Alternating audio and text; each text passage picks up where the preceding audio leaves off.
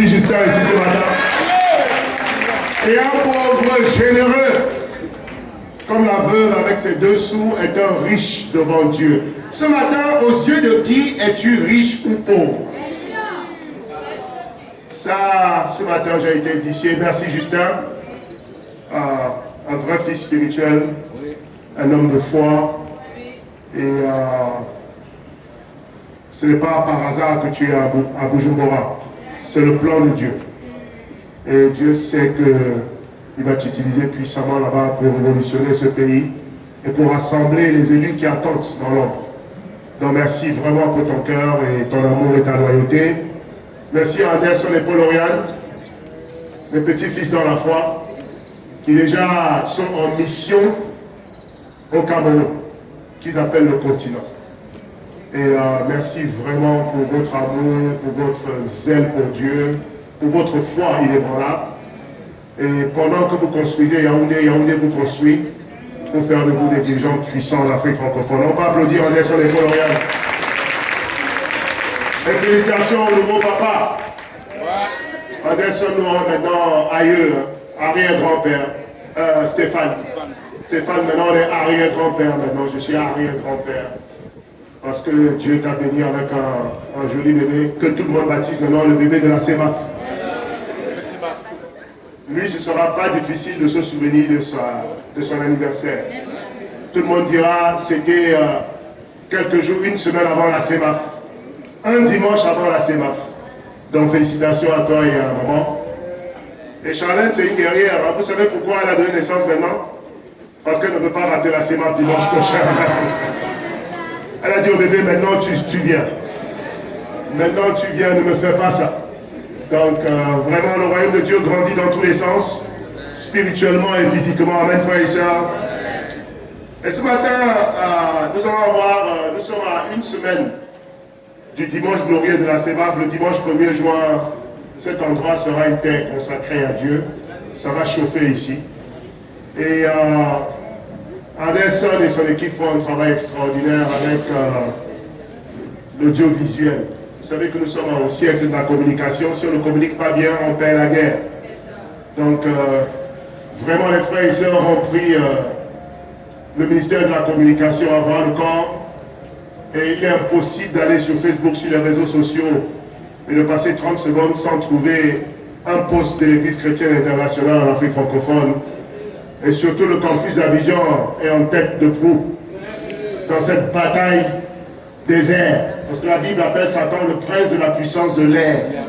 C'est lui qui pollue les ondes de radio, les ondes de télé, les ondes d'Internet avec la pornographie, la cupidité. On essaie de discréditer Dieu, l'Évangile, Jésus-Christ, la vie chrétienne, à travers les posts qu'ils mettent partout pour psychologiquement rééduquer la population mondiale à vivre contre Dieu et à détester tout ce qui vient de Dieu. Mais nous les disciples, nous allons mener cette guerre et nous allons gagner cette guerre. Et depuis 3 ans, la CEMAF est en train de faire un travail extraordinaire avec l'audiovisuel. La vidéo d'ouverture est toujours un événement de la CEMAF. Tant que la vidéo d'ouverture ne sort pas, on ne sait pas encore quel sera le cachet de la CEMAF. Et Anderson a grandi dans le métier. Au début, il fallait qu'on embauche un homme chrétien pour nous aider à faire la vidéo, mais devinez, à la 3e édition, Anderson maintenant fait la vidéo de lui-même. On peut l'applaudir puissamment, frère et sœur. Donc j'ai eu le privilège de regarder le draft de la vidéo, à la première mouture en tout cas. J'ai dû m'asseoir dans mon salon, éteindre les lumières et faire connecter ça sur ma télévision pour voir comme dans une salle de cinéma. Et je vous dis que ce que vous allez voir le jeudi, le vendredi et le dimanche, la vidéo d'ouverture, c'est un autre niveau. Dis, c'est un autre niveau. C'est un autre niveau. Et pour compléter ce film de 11 minutes qui va bouleverser le monde, déjà pour que vous sachiez, la vidéo de la CEMAF de la 2e édition avait été votée meilleure vidéo de tout le royaume de Dieu sur la terre. Ouais. Et le dirigeant principal du royaume avait demandé que toutes les églises dans le monde, en Europe, en Asie, en Amérique, imitent et copient comment faire les vidéos du royaume avec l'église d'Abidjan. Donc, nous sommes en train de diriger le monde sur le plan de la communication. Et nous allons diriger le monde sur le plan de la croissance spirituelle. Nous allons évangéliser les nations. Et quand on aura fini avec l'Afrique francophone, on va aider avec l'Afrique anglophone. On va aider avec les Caraïbes. Partout où il y aura besoin de missionnaires, l'Afrique francophone enverra des missionnaires dans les nations. Et donc à la fin du culte, pour finir le vidéo, parce qu'il y a un élément que j'aimerais qu'on ajoute, il faut qu'on voit toute l'église d'Abidjan dans la vidéo de la CEMAF. Par conséquent, après la prière de clôture, juste après la prière de clôture, s'il vous plaît, ne faites pas la communion fraternelle, je vous invite, vous tous ici, tout le monde. J'ai déjà parlé aux responsables de la classe des enfants, les enfants feront partie de cette vidéo. Donc tous les enfants, le service d'accueil, s'il vous plaît, aidez Samuel avec les enfants, les discipliner, parce qu'on va dans la rue de Mauvais-Pic, la rue qui est juste derrière nous là. Voilà le thème Mauvais-Pic. Nous allons tous sortir et on va venir sur cette rue principale là, et on va prendre toute la pente jusqu'à la descente. Ok? Le service d'accueil, vous allez coordonner ça pour vous assurer que tous les frères et sœurs rentrent dans ce cadre-là, sur toute sa ligne là, de la montée jusqu'à la descente. Ok? On va voir combien d'espace on peut prendre. Mais les enfants seront en bout de course là en bas là. Les enfants seront en bas, suivis par la région du centre, sud, du nord, de l'ouest, de l'est et puis du campus. Dans les campusards, vous serez les derniers sur la pente en haut. Et puis du campus, on va voir descendre la pente comme ça jusqu'aux enfants. Comme une armée, ok? Et puis, au signal d'Anderson, Anderson sera là avec tout le matos, avec toute son équipe d'Isaac. Ils seront en bas pour filmer la nuée des soldats spirituels sur la montagne qui descendent vers la lagune. Et à mon signal, les enfants vont commencer, ils vont crier, il est voilà! Mais ça va s'enchaîner comme une vague, d'accord? Donc on va orchestrer ça pour que ce soit une vraie vague. Quand les enfants disent, il est voilà, ils terminent, du coup la région qui est derrière dit, il est voilà, et on suit de région en région. Du bas vers le haut, il est voilà, il est voilà, il est voilà, il est voilà, et le campus en haut, il est voilà! Et quand le campus finit, tout le monde se met à genoux, les mains levées, et puis on crie ensemble, il est voilà en Jésus-Christ! Et le dernier cri, Jésus-Christ, ça va durer 30 secondes, donc il faut bien respirer. Parce qu'on doit remettre la gloire à celui qui nous rend inébranlables. Donc quand tout le monde va crier inébranlable, toute l'église à genoux, les mains levées, on répète ici, à genoux, on ne se met pas à genoux maintenant, mais les mains levées, on dit, inébranlable en Jésus-Christ. 1, 2, 3. Inébranlable en Jésus-Christ. Donc applaudissez-vous, vous pouvez tourner les films. Vous pouvez tourner les films, vous êtes forts. Bientôt on va vous embaucher à Hollywood là-bas. Donc frères et sœurs, s'il vous plaît, soyons les gardiens les uns des autres. Juste à la fin de la prière de clôture, ne soyons pas distraits. Ce n'est pas le moment de dire, sœur, je t'invite en date. On va faire ça après. Ok? D'accord. Donc on va sortir en rang très rapidement parce qu'on ne va pas occuper la rue longtemps. D'accord? Pour ne pas bloquer la circulation pendant longtemps. Donc on fait ça avec un grand sourire. Et ça, maintenant, Anderson va prendre cette partie et puis va coller ça à la fin de la vidéo. Ça, cette vidéo-là, ça va être autre chose. Aïe, aïe, aïe. Je suis déjà rempli de joie quand je pense au produit final. Ce matin, le titre de mon message, c'est un royaume inébranlable. Un royaume inébranlable. Dis un royaume inébranlable. Et si tu fais partie du royaume de Dieu, tu es inébranlable aussi. Amen. Père, tu es un Dieu inébranlable. Et ton royaume est un royaume inébranlable, bâti sur du roc. Le roc de ta parole. Le roc du Saint-Esprit. Et ce matin, papa, malgré tout ce que nous avons déjà enduré de la part de l'ennemi, Éternel roi des armées, nous sommes toujours debout. Pas par nos forces, mais par la puissance de ton Saint-Esprit. Et merci infiniment, papa, parce que toutes les attaques du diable, à son avis, doivent contribuer à nous affaiblir. Mais selon ton point de vue, même les attaques du diable sont utilisées pour nous fortifier. Merci donc pour toutes les attaques Parce que les attaques font partie de ton plan pour notre élévation, pour notre promotion et pour la croissance rapide de ton œuvre dans le monde entier. Éternel, qui peut comprendre le mystère de ta pensée? Éternel, roi des armées, tu élèves ceux qui s'abaissent. C'est un paradoxe dans le monde. Il y a plus de bonheur à donner qu'à recevoir. C'est un paradoxe dans le monde. Pour vivre, il faut mourir à soi-même. C'est un paradoxe dans le monde. Pour devenir grand, il faut devenir petit. C'est un paradoxe dans le monde. Seuls ceux qui vivent selon les paradoxes du royaume connaîtront les promesses glorieuses que tu fais à tes enfants. Ce matin, que ton Saint-Esprit nous encourage. Merci pour ton serviteur Justin Poilou qui vient de Bujumbura avec une très très bonne nouvelle. Merci pour l'œuvre que tu es en train d'accomplir jusqu'au confins de la terre. Merci pour Anderson et Colonial qui vient du Cameroun, Seigneur, les armées où l'Église a été ébranlée et attaquée par le diable. Merci parce que l'Église tient debout malgré les attaques du diable. Et malgré Éternel, malgré Seigneur, les attaques de l'ennemi, que tu transformes d'ailleurs en opportunité de croissance. Ce matin, nos cœurs sont toujours purs devant ta face. Nous ne rendons pas le mal par le mal. Nous ne rendons pas insulte pour insulte. Nous restons silencieux face aux attaques parce que c'est toi qui es le juste juge. Nous prions pour nos persécuteurs afin que tu les ramènes à la raison. Éternel, roi des armées, ton but c'est que tous les hommes soient sauvés, y compris ceux qui persécutent et ceux qui perdent la foi. Aide-les à briser en cours de route et à revenir à leur bon sens. La porte sera toujours ouverte pour venir égarer qui reviennent à la maison. Éternel, ce matin, bénis ton Église à une semaine du rendez-vous que nous avons avec toi. Fortifie notre foi et surtout, papa, c'est à toi de travailler maintenant après des mois d'évangélisation, de confirmation des visiteurs. Je prie que l'œuvre de chaque disciple porte beaucoup de fruits. Donne-nous un temps clément comme ce matin, qui ne pleuve pas, Seigneur, du mercredi jusqu'au lundi prochain. Que, Seigneur, le temps soit favorable. Que, Seigneur, les armées, les autorités, les principautés hostiles dans le monde spirituel soient enchaînées par la puissance du nom de Jésus. Que tout ce que Satan a prévu pour perturber la SEMA serve à rendre la SEMA plus glorieuse que jamais, papa.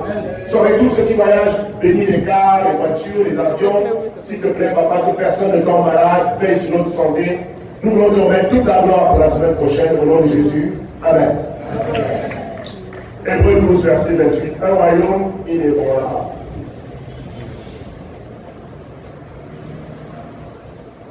Le livre des Hébreux se trouve dans le Nouveau Testament, n'est-ce pas, frères et sœurs?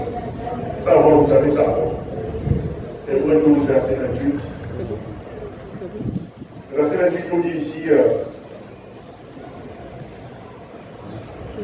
c'est pourquoi nous recevons un royaume inébranlable. Montrons notre reconnaissance en rendant à Dieu un culte qui lui soit agréable, avec piété et avec crainte, car notre Dieu est aussi un feu dévorant. Dit feu dévorant. Et l'auteur du livre d'Hébreux n'est pas connu jusqu'aujourd'hui. Il y a beaucoup de supputations et beaucoup de suggestions par rapport à l'auteur du livre d'Hébreux. C'est le seul livre de la Bible dont l'auteur n'est pas entièrement connu. Le Saint-Esprit a fait cela de façon exprès. C'est exprès que le Saint-Esprit garde l'auteur inconnu. Certains pensent que c'est l'apôtre Paul. Mais il y a des indices dans le livre qui montrent que ça ne peut pas être Paul. Parce que l'Hébreu nous parle des apôtres comme une génération qui est passée, alors que Paul était apôtre. Dans l'Hébreu chapitre 2, il nous dit que le Saint-Esprit a confirmé le message des apôtres par les miracles, les signes qui l'accompagnaient. Or, Paul était un apôtre. Et par conséquent, le Saint-Esprit aussi a accompagné le message de Paul par les miracles. Il ne faut pas parler des apôtres comme au passé, puisque lui est apôtre. Donc, en réalité, je ne pense pas, après avoir fait une étude intérieure, le contexte intérieur des Hébreux, je ne pense pas que ce soit Paul. Beaucoup disent que c'est Apollos, à cause de la qualité de la connaissance de l'Ancien Testament, du judaïsme. Bref, jusqu'à ce que Jésus revienne, on saura simplement que l'auteur du livre d'Hébreux, c'est le Saint-Esprit. Parce que de toute façon, que ce soit Paul ou Moïse, c'est le Saint-Esprit qui écrit en utilisant des ordres, comme simplement on utilise des pics pour nous traduire le cœur de Dieu. On dit Amen. Et il encourage les frères et sœurs qui ont été persécutés, qui ont perdu beaucoup dans leur foi et qui sont expulsés des synagogues. Parce que la plupart des premiers chrétiens au premier siècle sont d'origine juive. Et parce qu'ils deviennent disciples de Jésus, et selon les Juifs, Jésus est un faux Messie. Donc si tu deviens chrétien, tu perds ta filiation avec ta famille, et parfois on t'expulse des synagogues, il y a des maltraitements, tu perds tes biens, certains sont lapidés. Donc il y a beaucoup de disciples juifs, au moment où l'auteur écrit, qui sont tentés de retourner au judaïsme à cause des persécutions. Et il leur écrit donc pour leur montrer que c'est une erreur très grave que de faire marche arrière à cause des attaques de Satan. Et ici, pour le verset qui nous concerne, il nous dit ici, parlant de la solidité de notre foi, il dit, c'est pourquoi recevons un royaume inébranlable. Vous les grammairiens, l'explorateur, le mot inébranlable, ça traduit quoi?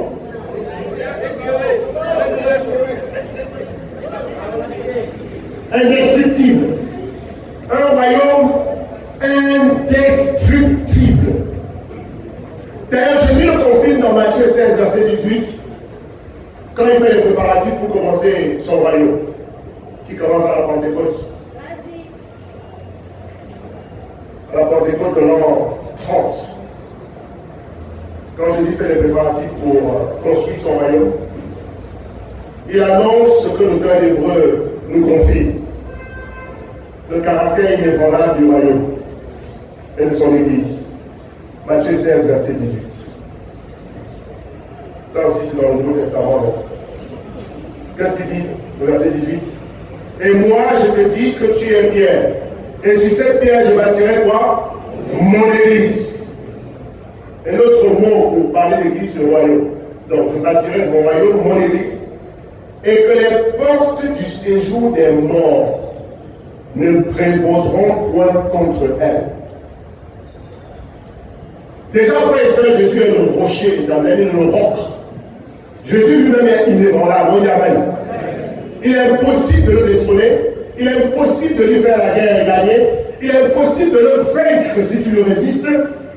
Soit Jésus le rocher tombe sur toi si tu es orgueilleux et t'écrases, mais c'est fini pour toi, parce que tout genou fléchira, y compris le genou de Satan. Dans ce siècle présent, il est encore libre de faire toutes ces simagrées. Mais un jour viendra, quand le roi de gloire, au son de la trompette des archanges, quand Jésus descendra sur les nuées, tout l'enfer, les démons, les lieutenants, les colonels, les avocats, tous les gens de l'enfer, y compris Lucifer lui-même, se mettra à genoux devant Jésus et confessera de sa bouche, après avoir combattu le royaume de Dieu pendant des millénaires, Satan sera obligé de se mettre à genoux avec toute son armée et de confesser de sa bouche que Jésus-Christ est Seigneur à la gloire de Dieu le Père. Amen, frères et sœurs. Ce matin, tu adores un Dieu inébranlable, invincible. Et ce matin, tu fais partie de son royaume, et son royaume est indestructible. Et ce matin, le peuple de Dieu doit manifester sa reconnaissance. À l'applaudissement pour le Seigneur.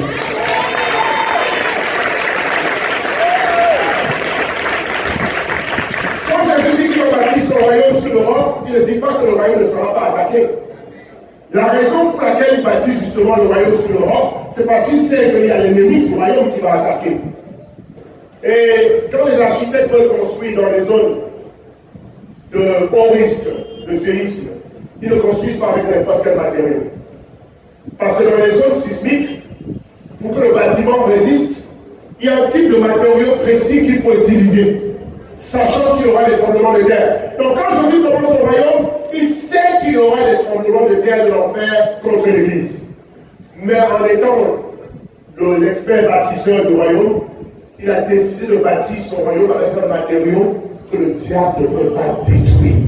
Et par conséquent, si tu es dans le royaume, ta vie est indestructible. En Jésus-Christ notre Seigneur, tu y amènes à ça la frère.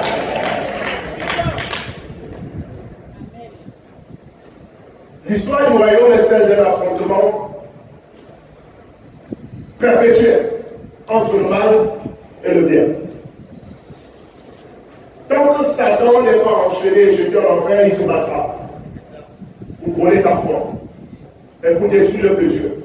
Même s'il sait l'avance qu'il va perdre, Satan est tellement têtu qu'il combat un combat dont il sait que la fin ne lui sera pas favorable. Mais son orgueil fait qu'il va aller jusqu'au bout, et ça fait partie du plan de Dieu, pour révéler la gloire de Dieu. Donc il y aura toujours un affrontement, mais Jésus-Christ et son peuple seront toujours victorieux. On dit Amen. Voilà pourquoi Jésus nous déclare à travers Paul dans Romains 8 que nous ne sommes plus que vainqueurs. Nous ne sommes plus que vainqueurs à cause de notre talent, à cause de notre force. Non, nous ne sommes plus que vainqueurs à cause de Jésus-Christ notre Seigneur. Dis, je suis plus que vainqueur. Je ne sais pas ce que Satan envoie dans ta vie. Je ne sais pas ce que tu es en train d'endurer aujourd'hui. Je ne sais pas quelle tempête tu traverses maintenant. Mais ce matin, je suis venu comme messager de Dieu pour te dire que ta vie est en sécurité entre les mains du Seigneur de l'univers. Ceux qui te maudissent seront maudits. Ceux qui te bénissent seront bénis.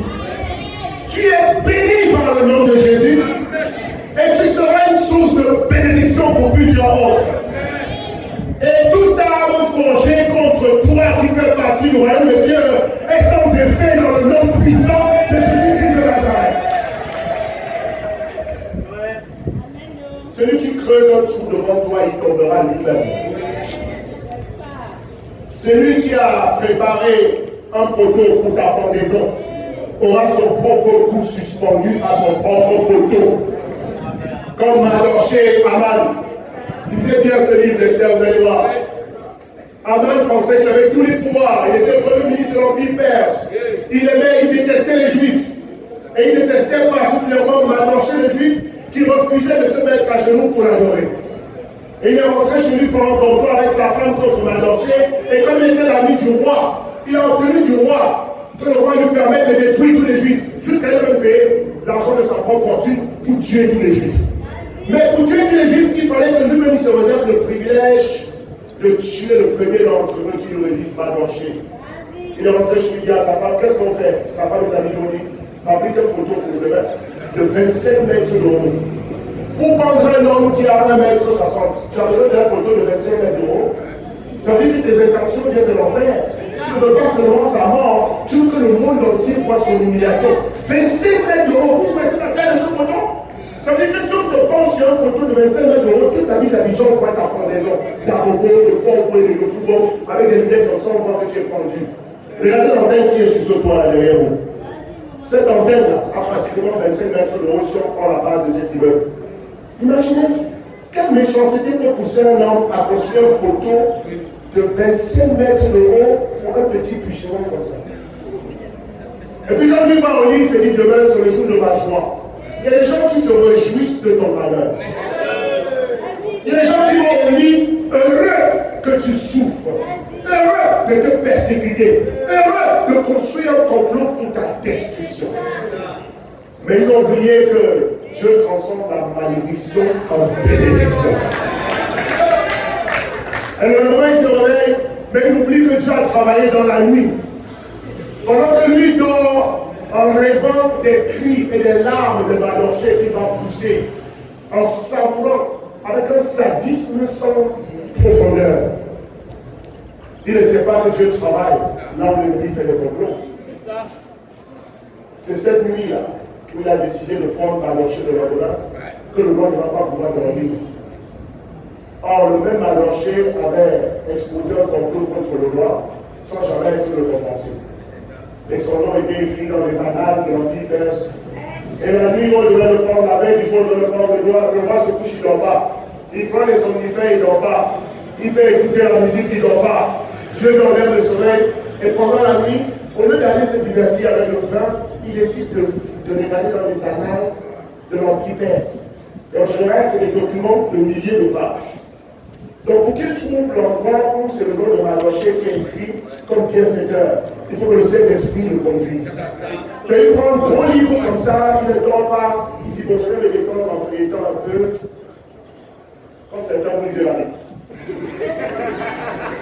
Et il tombe exactement sur la page de un certain juif nommé Mardochée, qui est aux portes du palais ici, a sauvé la vie du roi en exposant le complot qui était organisé par les 3 lieutenants du roi, tant. Et puis, et à cause de cet homme-là, la vie du roi a été sauve. Quel roi? C'est Assès. Moi? C'est pas possible. Puis il attend ce roi le matin. Vous demandez à ses lieutenants, mais qu'est-ce qu'on a fait pour cet homme? Oh, cet homme-là, c'est Malanché. Entre-temps, le même matin, l'ennemi de Malanché avant de se lever aussi. Donc, il y a deux projets en cours sur sa vie. Il y a le projet de Dieu, et il y a le projet de Satan. Et ce jour-là, c'est le jour de vérité. Donc lui, avant qu'il court, il s'en va rendre visite au roi le matin. Entre-temps, le roi n'a pas dormi aussi. Et lui, il est heureux, parce qu'aujourd'hui, son ennemi sera pendu. Quand il arrive au palais, il va voir le roi. Le roi, il fait entrer. Même la manière de le faire entrer avec rapidité, c'est dit donc ce que le roi a une bonne nouvelle pour moi. Et puis le roi lui dit, Aman, il répond, oui, moi. Qu'est-ce que je dois faire alors que je veux honorer aujourd'hui? Dans sa tête, il se dit, qui le roi va honorer si ce n'est pas moi? Le roi lui dit, qu'est-ce que je dois faire si je veux honorer quelqu'un? Quelqu'un, je veux honorer aujourd'hui même. Ce matin même, moi-même, ça gratte dans mon cœur, je vais honorer quelqu'un. Toi qui es mon meilleur conseiller, là, je lui fais quoi? Lui se dit, c'est moi. Et puis dans sa tête, il est ambitieux, le gars. Il veut nous la place du roi. Il dit, le roi n'a qu'à prendre son propre cheval privé. Mettre cet homme là-dessus. Et puis lui mettre sa propre tunique. Lui donner son sceptre. Et mettre son meilleur lieutenant devant. Et puis sortir cet homme pour le promener dans toute ta ville. En disant, voici l'homme que le roi honore. Et que tout le monde se mette à genoux devant son cortège. Quand il dit salut, il est heureux. Il dit, non, aujourd'hui c'est le jour de mon jour.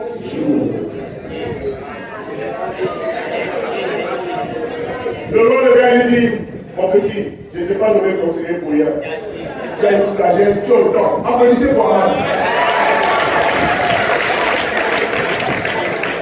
Entre-temps, le roi lui dit, bon, maintenant je vais te révéler l'identité du gars. Dans sa tête, il se dit, aujourd'hui, il y aura la fête. C'est qui le roi? C'est Mardochée le juif. Entre-temps, c'est le gars qui peut prendre le même matin, dont le poteau de 25 mètres de hauteur est grand. Et puis le roi dit, va le chercher tout de suite et fais exactement tout ce que tu as dit de faire alors que je vais honorer sur lui. Le gars a failli s'évanouir. Il s'en va chercher Mardochée, imaginez ce qu'il y a dans sa manche. Et puis Mardochée monte sur l'arbre, sur le mulet. Et c'est vraiment lui-même qui le conduit dans la vie. Et les gens se mettent à genoux devant Mardochée. Entre-temps, quand le gars a réuni, on va lever le roi. Pendant ce temps, le roi, ton gars avant là, tu as vu le gars que tu as donné là? Avant, il a déjà fait un poteau de 25 mètres pour mettre son pied dessus. Esther expose le complot. Le roi dit, il a fait le poteau là, il dit 25 mètres. Le poteau est au dehors. Il peut le. Lui-même, il a parlé sur son propre poteau qu'il a construit. Tes ennemis iront sur le poteau qu'ils ont construit contre toi.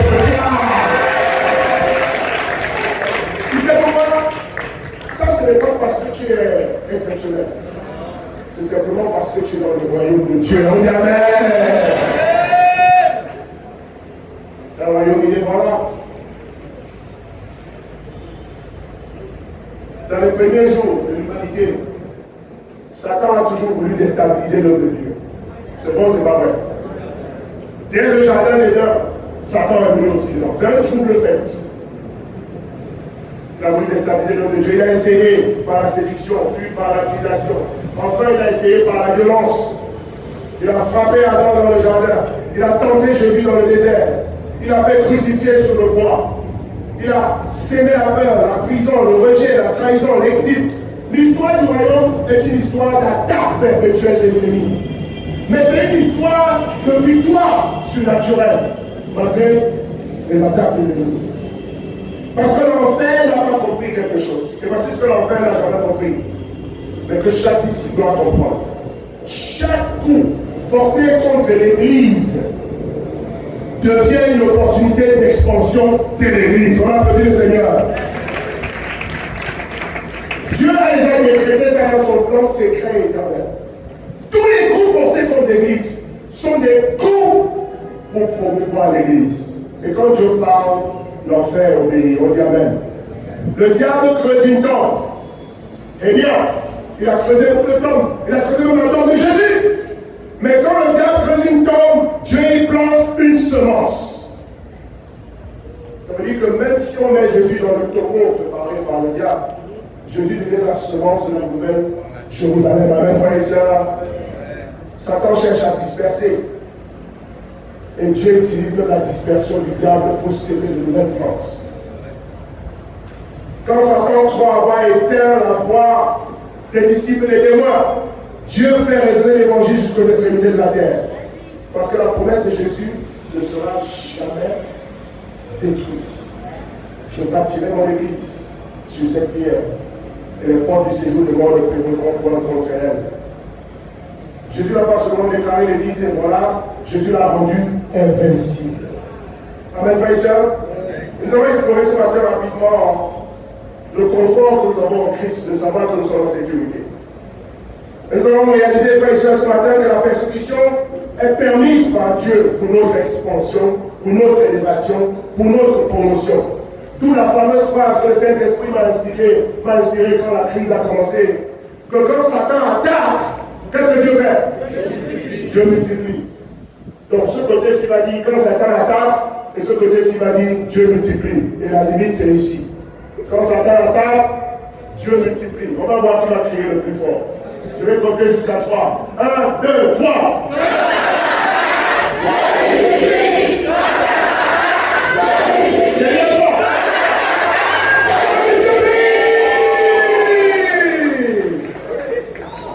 C'est ton destin en Christ. Quand Satan t'attaque, Dieu te multiplie. Donc pourquoi tes émotions alors suivent les attaques de Satan? Pourquoi tu réagis selon les attaques et non pas selon la promesse de Dieu? Parce qu'en réalité, celui qui comprend ce qu'on vient de crier, quand Satan t'attaque, tu te réjouis. Parce que Dieu va te multiplier à travers les attaques. Au lieu que ton visage s'assombrisse, que tu commences à marquer les cultes, que tu ne lises plus la Bible, que tu ne pries plus, que tu dis je suis faible. Parce que si tu suis les émotions des attaques de Satan, tu vas permettre à Satan de réussir son but pour ta vie. Le voleur ne vient que pour tuer, détruire et égorger. Est-ce que vous savez que ceux qui tombent dans la foi ont donné la permission à Satan de les détruire? Parce que même Satan sait que tu es invincible. Donc quand il t'attaque, il veut savoir si tu crois à ce que Jésus t'a dit. Voilà pourquoi la première chose que Satan fait quand il va vers elle, c'est de s'assurer qu'elle ne comprenne pas bien la promesse de Dieu pour elle. Il dit, est-ce que Dieu t'a vraiment dit de ne pas manger du fruit de cet arbre? Il attend la réponse. Et ta réponse à Satan va lui révéler si tu connais les promesses de Dieu pour ta vie et par conséquent si tu es sur ton destin ou pas. Mais si tu réponds avec doute, avec peur, et si tu connais tes émotions, Satan conclut que tu ne connais pas qui tu es en Christ et par conséquent tu es une cible facile. Donc quand vous tombez dans la foi, vous-même vous avez donné la permission à Satan de vous détruire. Parce que lui-même ne peut pas vous détruire. Parce qu'il ne vous a pas sauvé. Il ne peut pas vous détruire parce qu'il n'a pas mis le Saint-Esprit en vous. Il n'a pas écrit votre nom dans le livre de vie. C'est Dieu qui t'a sauvé. Il a donné son Fils pour toi. Et ce Dieu qui t'a sauvé peut te garder fidèle. Amen, frères et sœurs. Donc vous savez,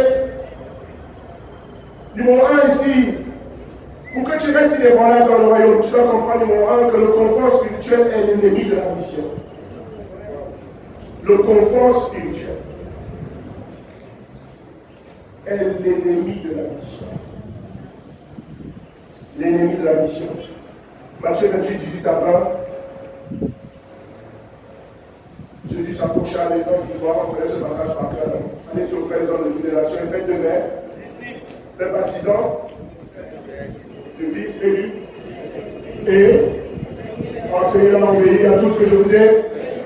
Et je serai avec vous tous les jours, y compris aujourd'hui. Dis je suis avec moi aujourd'hui et jusqu'à la fin du monde. Ça, c'est la mission que Jésus leur a confiée. Ce n'était pas une suggestion. C'est un commandement, c'est un mandat impératif donné avec toute l'autorité céleste. Et Jésus, pour donner cette grande commission, il a cité de quelle autorité il venait. Il a décliné son identité dans la hiérarchie céleste. Il dit tout pouvoir m'a été donné. Dans le ciel et sur la. Si tu vis sur la terre, lève la main. Maintenant, pour toi, qui a tous les pouvoirs sur la terre? Satan ou bien Jésus? Mais Satan, vous croyez que c'est Satan? Je suis fatigué de vivre parce que ce monde-ci, Satan est partout. Satan est partout, mais tous les pouvoirs, même sur ce monde, appartiennent à Jésus-Christ. Et par conséquent, pour être en sécurité dans ce monde, tu dois être du côté de Jésus. On dit Amen. Et tomber dans la foi, c'est changer de camp. C'est aller du côté de celui qui n'a pas de pouvoir dans ce monde. Tout pouvoir m'a été donné dans les cieux et sur la terre.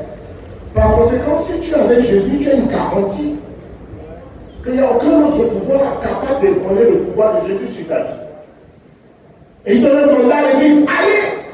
Parce que j'ai tous les pouvoirs, allez! N'allez pas avec peur, n'allez pas avec incrédulité, n'allez pas en pensant que vous n'allez pas avoir les moyens. J'ai tout pouvoir, allez! Si celui qui a tout pouvoir t'envoie, tu as peur de qui? Il t'envoie même dans le temps de ton ennemi, il te dit j'ai tout pouvoir, même sur lui. Va! Va! Jésus n'a pas laissé d'ambiguïté, frères et sœurs. Il y a une chose qu'il attend quand il revient. Est-ce que mes disciples sont allés faire de toutes les nations les disciples ou non? C'est tout ce qu'il va attendre.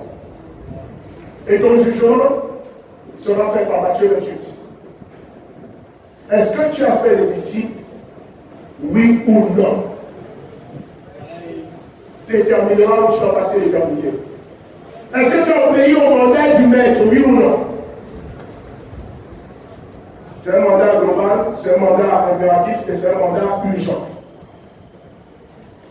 Mais pourtant, frères et sœurs, vous savez ce qui est passé à les disciples?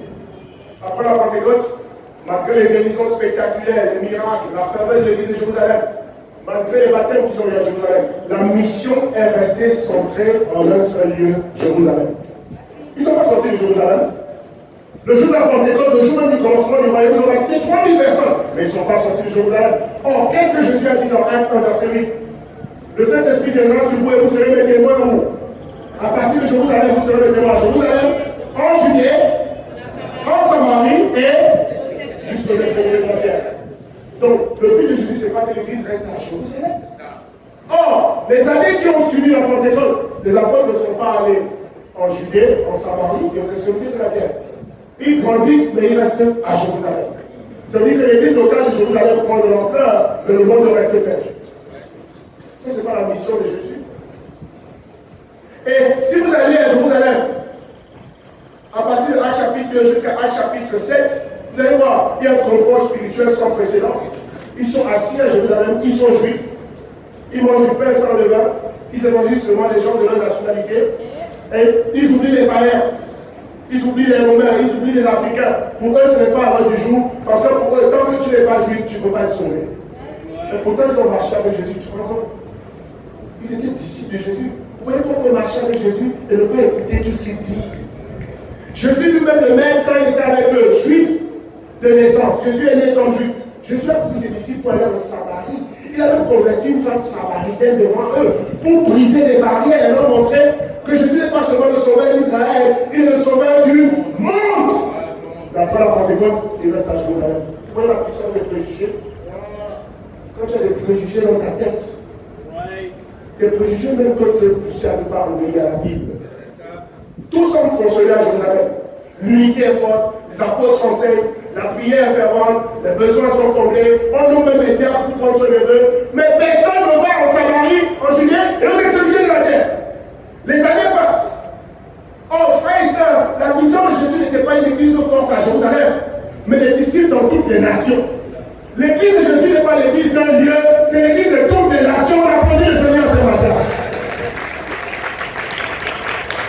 C'est pour ça que si on vient ici, et qu'on n'a pas évangélisé, Bujumbura, Conakry, Dakar, Yaoundé, tout, on n'est pas les disciples de Jésus. Ce n'est pas l'église d'Abidjan, c'est l'église des nations. Et chaque baptême ici est un potentiel missionnaire dans les nations. Personne ne se baptise pas pour rester à Abidjan. C'est un tout votre projet, c'est à Yopougon. Et vous vous appelez disciple de Jésus. Comment peut-être un disciple de Jésus sans embrasser la mission de Jésus? Toi, si on te sort d'Abidjan, tu es bon. Ma mère est là-bas. Les ancêtres sont enterrés là-bas. Je suis né à Bobo, je peux mourir à Bobo. Qui t'a dit ça? Le lieu de ta naissance n'est pas le lieu où tu vas finir ta vie.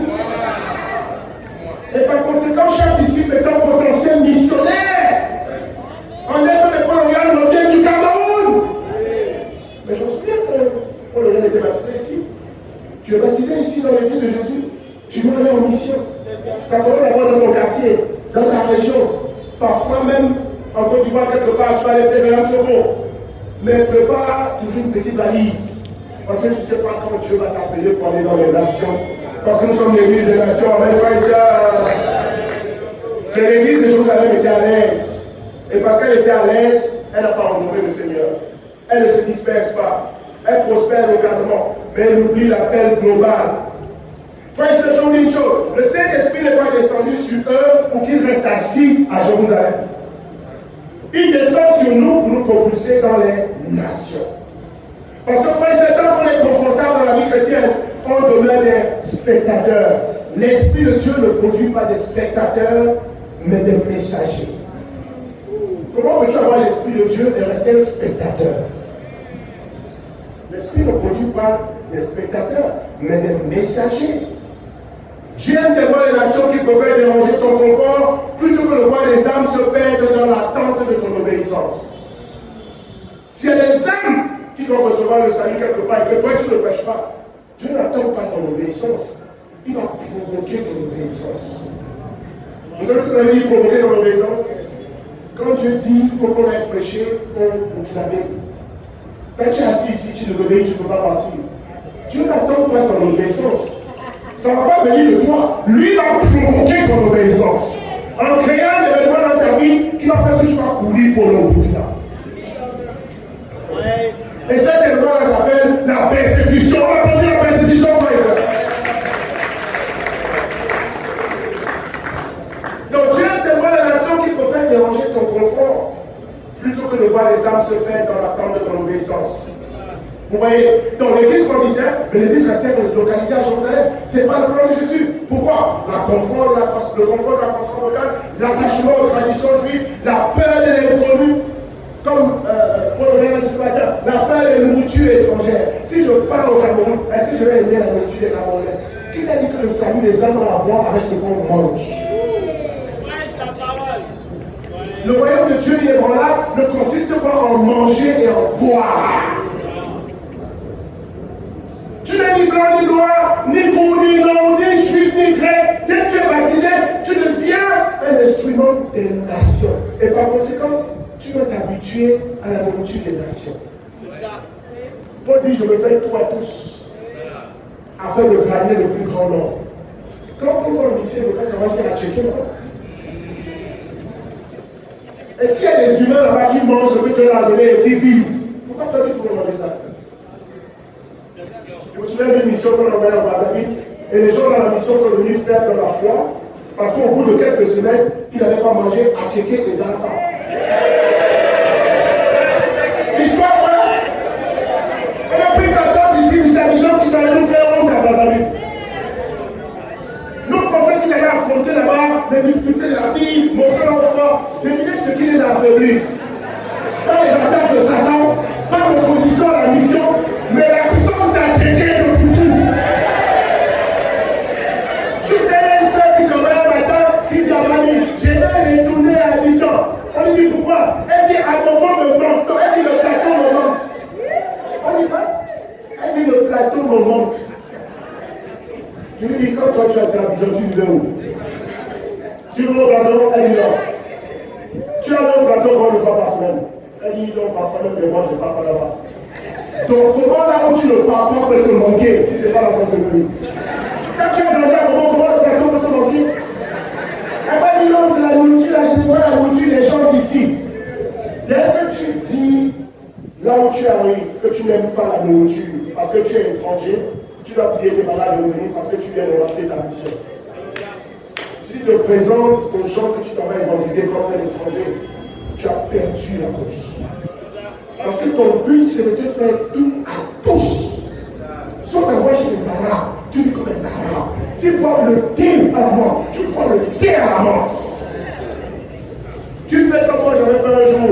Un ami, quand j'étais en maîtrise de droit, un ami qui était allemand, qui était venu faire des cours au Cameroun.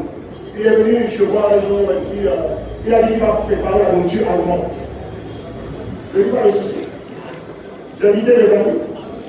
Et dans ma tête, la nourriture allemande devait ressembler à quelque chose d'extraordinaire. On se dit quand ça vient chez eux là-bas, ça va être bon.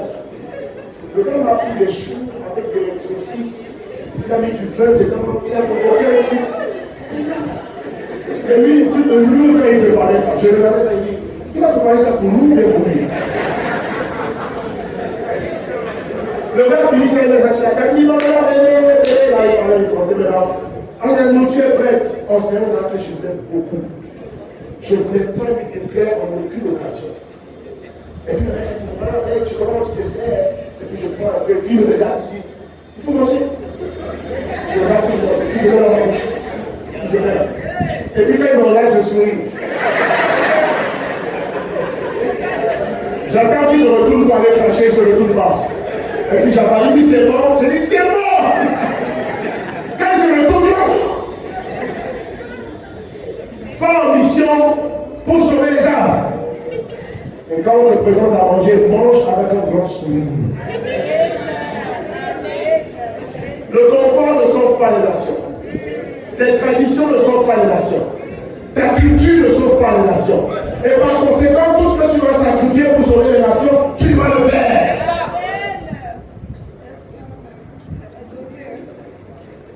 Visitez toujours à Jérusalem à cause du confort. Nos régions peuvent être pleines d'activités ici. Mais dans la mission, certaines régions ne sont pas en train de rentrer. Parce que l'activité et la croissance, ce n'est pas la même chose. On fait beaucoup de choses parce qu'on est confortable d'être à l'ouest, à l'est, au nord, au sud. Mais est-ce que votre région est en mission? Et où sont les fruits de la mission? Frères et sœurs, Dieu ne nous remplit pas de Saint-Esprit pour qu'on soit des spectateurs inspirés, mais qu'on soit des témoins envoyés au nord, à l'ouest, au centre, sud. Ces régions doivent grandir. Parce que chaque disciple est un ouvrier dans la région. Amen, frères et sœurs. Numéro 2, rapidement, numéro 2. Le confort spirituel est l'ennemi de la mission. Premier point. Deuxième point, la persécution est le feu de Dieu pour la croissance rapide de l'Église. La persécution est le feu de Dieu pour la croissance rapide de l'Église. Et l'Église a déjà beaucoup grandi dans sa perception de la persécution. Amen, frères et sœurs. Avant, on parlait de la persécution en pleurant, comme si c'était une malédiction. Maintenant, les disciples se débattent pour partager leur témoignage de leur persécution, tellement ils sont fiers d'être disciples de Jésus. Amen. Actes chapitre 7, verset 51 à 60. Marie-Louise est partie en prison, elle a partagé ça dans le monde entier. Et elle attend toujours qu'on lui donne l'opportunité de dire ce qui s'est passé en prison. Même son mari a voulu la préserver de ça en disant, chérie, laisse-moi avoir de aller à ta place. Elle a dit, ça c'est pas ton jour aujourd'hui. Il ne s'agit pas de toi, ne te mets pas entre toi et mon histoire avec Jésus. On est mariés à la mairie, la persécution, là, chacun prend sa part. Toi, tu es dehors. Aujourd'hui, il s'agit de moi. Je rentre dans cette prison seule.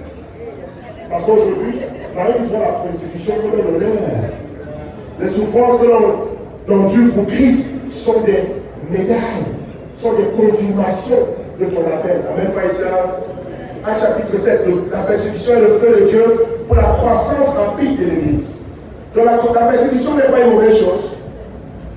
Ceux qui te persécutent vont rendre compte à Dieu, mais Dieu utilise même la persécution pour faire grandir son œuvre. Amen.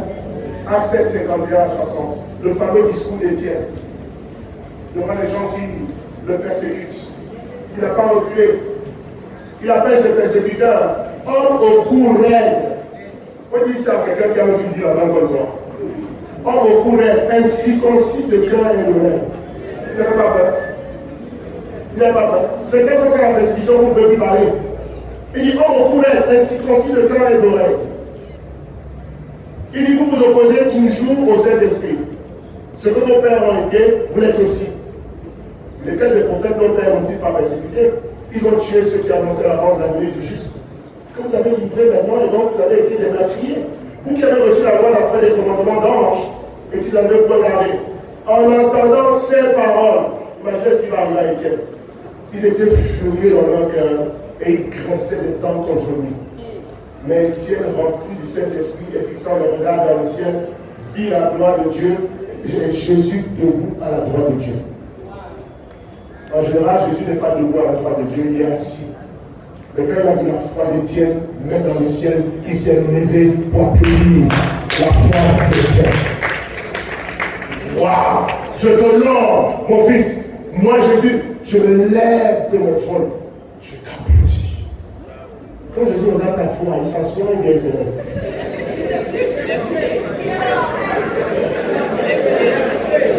Quand Jésus regarde ce qui te prend là, lui, Étienne, il est devant les Juifs qui vont le mettre à mort. Mais il n'a pas fléchi. Il n'a pas faibli. Il n'a pas raté les cultes. Il n'a pas raté la contribution. Il n'a pas raté le temps de Dieu. Il lève les yeux, il voit Jésus assis à la droite. Et puis lui-même il dit ça, il confesse ça dans verset 56, il dit, voici, je vois les cieux ouverts et le Fils de l'homme debout à la droite de Dieu. Il poussait alors des grands cris en se bouchant les oreilles. Vous savez ce que ça veut dire? Et moi, ils sont remplis de colère. Ils se bouchent les oreilles en criant pour ne pas entendre leur grand cri qui fait peur.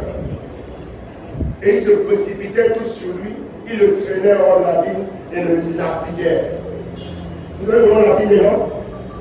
On prend un tas de cailloux, quand tu es au milieu là-bas, et puis il y a au moins 150 personnes furieuses ici, comme tu vois. Et puis chacun prend un caillou. Si ça tombe ici, ça tombe ici, ça tombe ici, ça tombe ici, ça tombe ici, ça tombe ici. C'est comme ça que le juif nous lapidait les gens qui considéraient que c'était cela peur. Et Étienne est en train de subir ça, en voyant Jésus debout à la droite de Dieu le Père. Et c'est comme ça dit, mais pourquoi Jésus n'a pas délivré? Parce que pour vous, avoir une relation avec Jésus veut dire qu'on ne souffre plus jamais. Ça, ce n'est pas le Jésus de Nazareth qui est mort sur la croix, c'est un autre Jésus.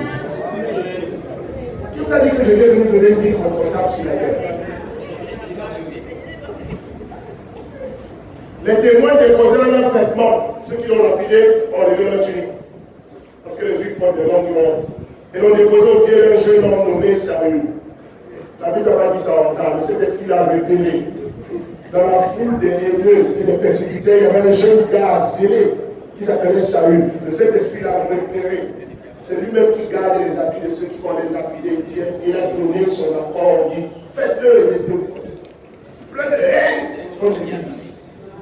Le Saint-Esprit dit, le voilà Saül debout, il a gardé les habits. Ça va rester dans ton CV. Et il lapidait Étienne qui priait en disant, Seigneur Jésus, reçois mon esprit. Puis cet homme à genoux s'écria du point fort, Seigneur, ne leur impute pas ce péché. Et après ces paroles, il s'endormit. Même malgré la gravité de la méchanceté des persécuteurs, il n'a pas pu changer le cœur d'Étienne. Il est mort en priant pour eux. Qui vous a dit que vous devez rendre le mal par le mal? On me demande pourquoi je ne réponds pas à tout ce qu'on écrit sur toi sur Facebook. Vous m'avez bien regardé. Je n'ai pas dit Jésus est Seigneur pour aller répondre sur Facebook. Ce que tu décides d'écrire sur Facebook, c'est ta responsabilité. En quoi est-ce que ça m'engage? Ce que tu écris te révèle toi. Moi, j'ai du travail à faire. Et je prie pour ceux qui écrivent. Je peux vous garantir, je prie pour eux tous les jours. Afin que Dieu les ramène à la raison et à la réponse. Mais je ne vais pas répondre à ça. Et toi ne réponds jamais. Mais c'est ça. Laisse Dieu répondre pour toi. Étienne est le premier martyr. Son discours son message transperce. Sa mort déclenche une vague de persécution généralisée contre l'Église. Étienne est lapidé à mort. Et puis Satan tombe sur l'Église avec une furie. Parce qu'il déteste quand l'Église grandit. Il faut qu'il disperse. Il faut qu'il garde ce que Dieu construit. Chapitre 8, verset 1 à 3. Saül, le même Saül, avait approuvé le meurtre d'Étienne. Il n'a pas seulement gardé les habits. Il était membre du Sanhédrin. Il était éloquent. Et dans la hiérarchie de la loi juive, Saül était un érudit, un expert de la loi, un docteur, malgré sa jeunesse. Beaucoup de potentiel. Mais pourquoi ne pas utiliser ce potentiel pour servir l'évangile? Beaucoup de talents. Vous laissez Satan vous utiliser avec vos talents pour détruire l'œuvre de Dieu. Talent pour dans l'immoralité, talent pour faire la corruption, talent pour corrompre les gens, talent pour devenir homosexuel, talent pour devenir lesbienne, talent pour manger l'argent de la mort, talent pour trahir les gens, diviser, détruire, utiliser ton intelligence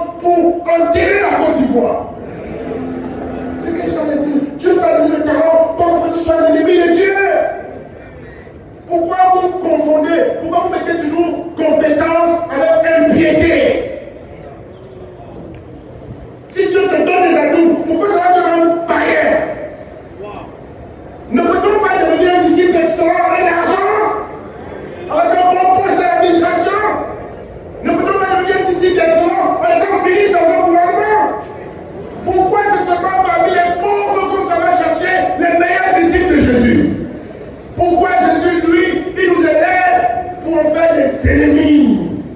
Dès que tu réussis un peu, tu es dans l'immoralité sexuelle.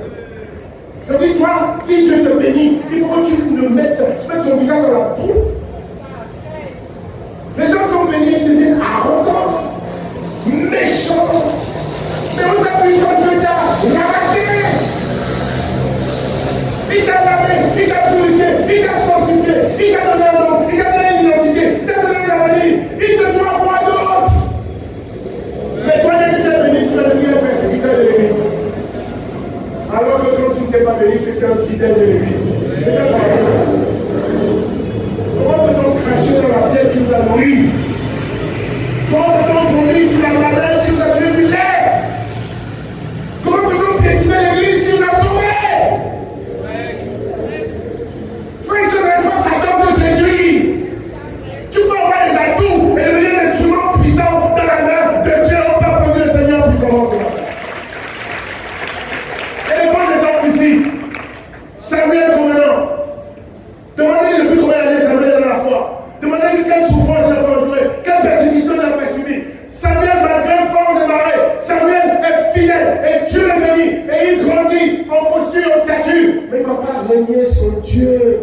Demandez à Evebrou, demandez à Chantal, demandez à tous les frères et sœurs formidables qui sont ici. Vous pensez que c'est parce qu'il ne peut pas être dans l'immoralité aussi?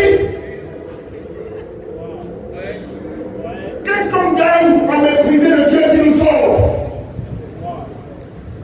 Et puis maintenant, vous voulez que l'église devienne un nid de religieux. On attrape des Bibles, mais on devient des hypocrites. Et puis on dit non, on va être comme tout le monde. Qui t'a dit que tu es sauvé pour être comme tout le monde? Tu es déjà comme tout le monde et ça ne t'a rien envoyé. C'est parce que tu es distingué, c'est parce que tu es différent que tu es béni. Et tu fatigues les gens qui se moquent de la croix. La persécution n'est pas faite pour te faire tomber, elle est faite pour te polir, pour te rendre davantage plus efficace. Étienne a accepté de mourir. Saül a gardé les vêtements, mais son tour arrive. Dis son tour arrive. Toi qui persécutes l'église aujourd'hui, ton tour arrive. Ce n'est pas nous qui allons t'affronter. Jésus que tu insultes va t'affronter. Et dans ce combat, tu seras toujours perdant. On dit Amen. Même ton nom va changer. Tu es fier d'être appelé Saül, bientôt personne ne saura qui est Saül. Parce que Dieu va t'enlever tout jusqu'à ton nom.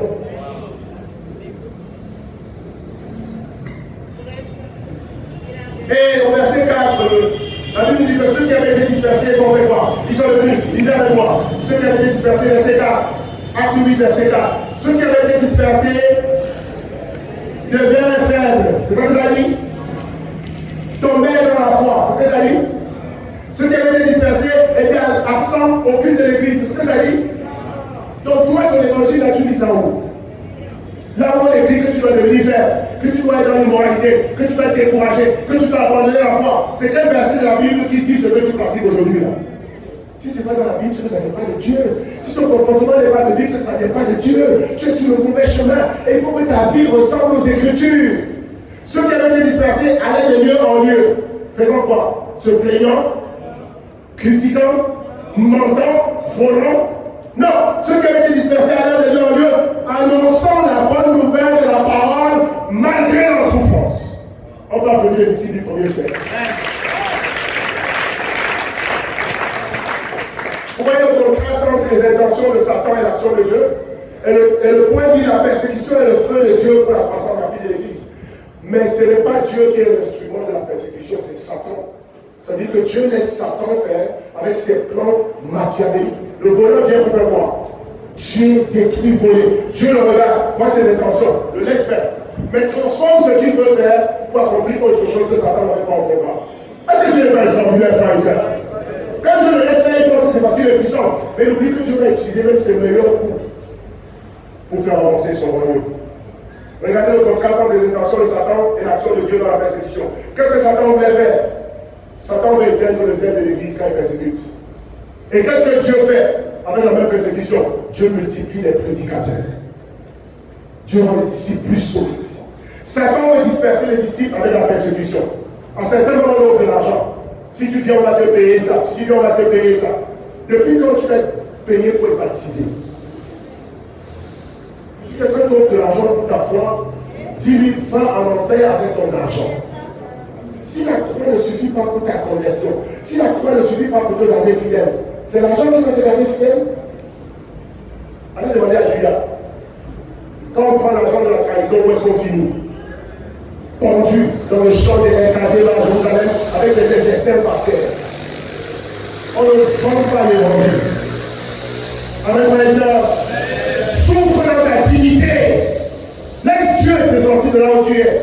Plutôt que de vendre ta foi pour un point de lentilles. Si tu acceptes de l'argent de quelqu'un pour le rejoindre dans une église, si on t'a fait une proposition pour que tu acceptes ça, tu viens de manger ton bol de lentilles en vendant ton droit d'aînesse.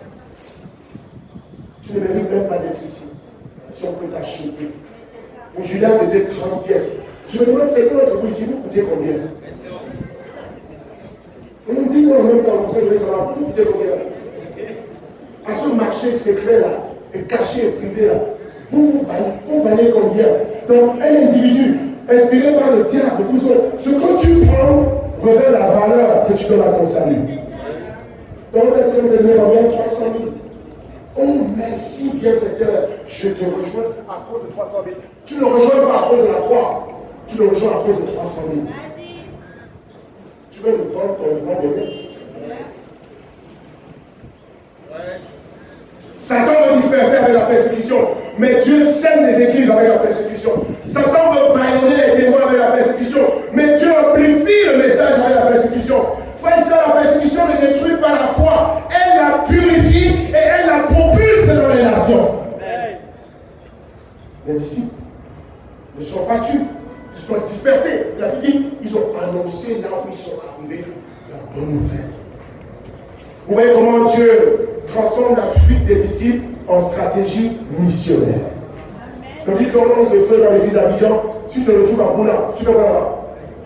Tout ce que tu as appris ici pendant 54 dimanches, tu ne peux pas prêcher même 2 morceaux de ça à Bouna.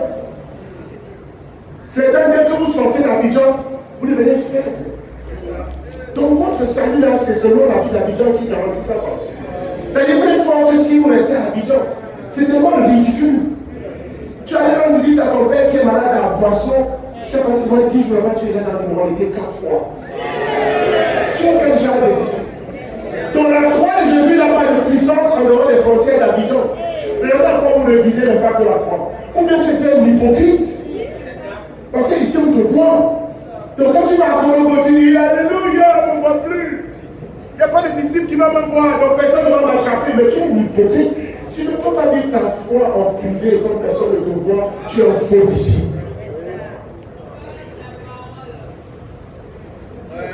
La persécution ne détruit pas la foi, elle la purifie.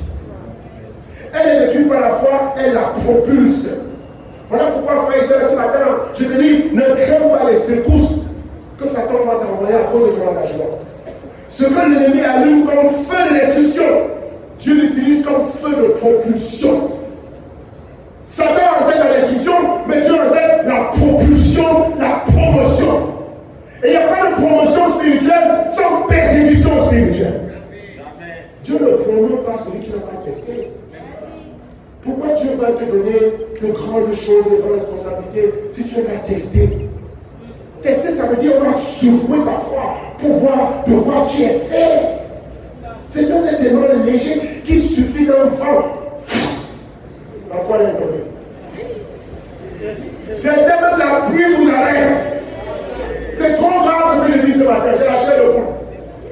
Tu es venu ici devant, tu as étudié, cherché Dieu, parole, disciple, royaume, roi, lumière, ténèbres, église. C'est tellement que j'ai étudié, Saint-Esprit, capitaine de parole. Je dis Seigneur, 1 fois, 2 fois, 3 fois. Venez ici. Oui, je dis mon Seigneur. Seigneur de qui?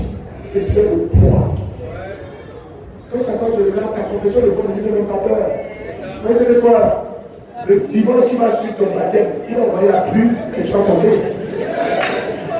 Si Satan peut te faire tomber avec l'eau qui vient du ciel, pourquoi il va te combattre? Tu n'es pas un danger, tu es un bon instrument pour lui.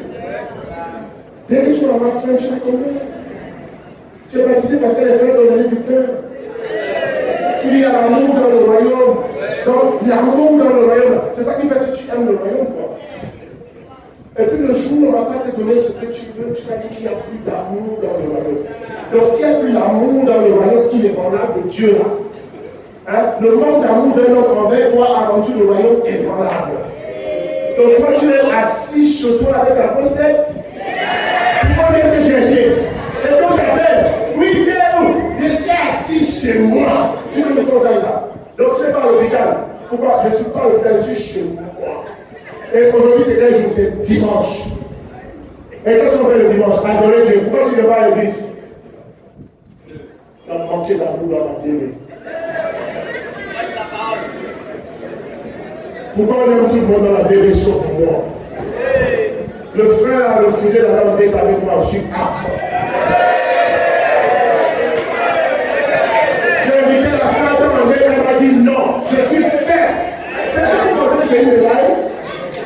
Et quand on regarde notre cercle spirituel, il y a beaucoup de trous là, faible. Sur 12 mois de l'année, tu es faible 10 mois. Il y a des faibles saisonniers, il y a des faibles, comment on appelle ça, des faibles chroniques. Quand on passe le dimanche, on célèbre Dieu. Alléluia, parce que c'est pas comme la télévision. Mais là que le jour où le roi Jésus va revenir. Certains vont venir à l'église comme des zombies et comme des apparitions. Que les catholiques posent apparitions. C'est un jour où on doit nous élever en icône. Et donc on va dire, hey, c'est quoi?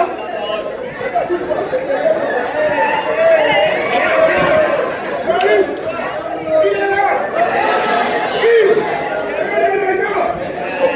Je ne l'aime pas. Quand je touche en place, c'est bien lui. Et certains, vous êtes contents quand on fait ça. Quand tout le monde les gens viennent demander, tu es venu là. Tu es venu là. On peut te saluer. Tu es une star de la faiblesse.